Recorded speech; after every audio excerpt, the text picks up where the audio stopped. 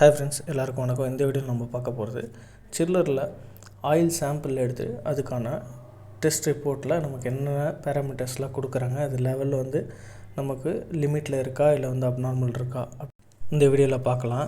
மேலே கொடுத்துருக்க அந்த கலர் கோடிங் அப்படி நம்ம ரெட்டு இது எல்லாமே பார்க்குறது வந்து பார்த்திங்கன்னா நமக்கு ஆயிலோட தன்மை எப்படி இருக்குன்றதை நார்மலாக இருக்கா இல்லை வந்து குயிக்காக மாற்றணுமா இல்லை கம்பல்சரியாக மாற்றுற ஸ்டேஜில் இருக்கா அப்படின்றது அவங்க மார்க் பண்ணியிருக்காங்க. இப்போது இதில் வந்து ரிப்போர்ட்டில் வந்து பார்த்தோன்னா நமக்கு வந்து நார்மல் அப்படின்னு தான் கொடுத்துருக்காங்க.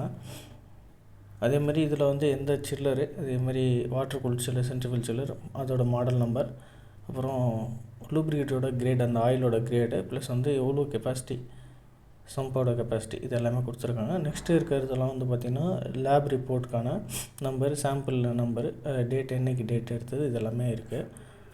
அடுத்ததாக பார்த்தோம் அப்படின்னா நமக்கு அந்த ஆயிலில் என்னென்னலாம் செக் பண்ணுறோம், விஸ்காசிட்டி அட் 40 டிகிரி சென்டிகிரேட், அதேமாதிரி acid number, water ppm, iron mg/kg, copper mg/kg, aluminium, இது எல்லாமே அந்த ஆயிலில் இருக்க லெவல்ஸ் வந்து இந்த இதெல்லாமே எவ்வளோ இருக்குது. அன்அக்செப்டபுள்னால் அதுக்கு ரொம்ப கீழே இருக்கக்கூடாது, ரொம்ப மேலே இருக்கக்கூடாது. இப்போ விஸ்காசிட்டி வந்து பார்த்திங்கன்னா இப்போ 25க்கு பிலோ இருக்கக்கூடாது, 40க்கு மேலேயும் இருக்கக்கூடாது. நெக்ஸ்ட்டு வந்து பார்த்தோன்னா ஆசிட் வந்து 0.5க்கு மேலே இருக்கக்கூடாது, அப்போ அது நமக்கு 0.2ல் இருக்குது. வாட்டர் ppm வந்து நமக்கு 300 மேலே இருக்கக்கூடாது, 46 தான் இருக்குது. அயன் வந்து பார்த்தோன்னா நமக்கு 10 above இருக்கக்கூடாது, 2.2 இருக்குது. காப்பர் mg வந்து பார்த்தோன்னா நமக்கு 10 above இருக்கக்கூடாது, 1 பிலோ தான் இருக்குது.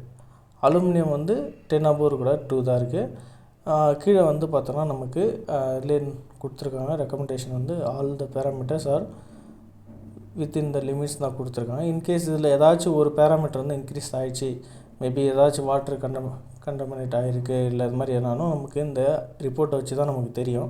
ஏன்னா நமக்கு நார்மலாக விசிபிளாலாம் நமக்கு தெரியாது. சில இடத்துல கலர் கூட சேஞ்ச் ஆகலாம் மேபி ஃபியூச்சரில். அது ரொம்ப கண்டாமினேட் ஆகிடுச்சுனா தான் மாதிரி இருக்கும். அது ஏன்னா அது ஆயிடுச்சு அப்படின்னா நமக்கு லூப்ரிகேஷனில் அடி வாங்க ஆரம்பிச்சிடும். அப்புறம் கம்ப்ரஸர் வந்து டோட்டலாக ஓவரால் பண்ணுற மாதிரி இருக்கும். அதனால் இந்த ஆயில் சாம்பிளோட இம்பார்ட்டன்ஸ் தான். இதில் லிமிட்ஸ் எல்லாருமே பார்த்துருப்போம்.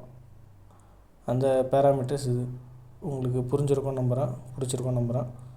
பிடிச்சிருந்தால் லைக் பண்ணுங்கள், ஷேர் பண்ணுங்கள், கமெண்ட் பண்ணுங்கள்.